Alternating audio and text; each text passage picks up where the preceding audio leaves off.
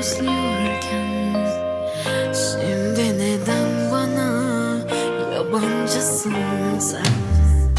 Daha dün yanımda kollarımdaydın, boynuma sarılıp öper koklardın.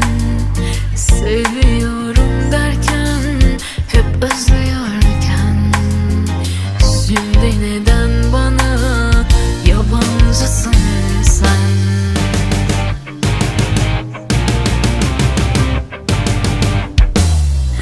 Seni unutmaya ömrüm yeter mi? Dön desem tersine dünya döner mi? Gururum aşkıma öyle düşman ki, geri dön beni sev, dön diyemem ki. Seni unutmaya ömrüm yeter mi? Dön desem tersine dünya döner mi?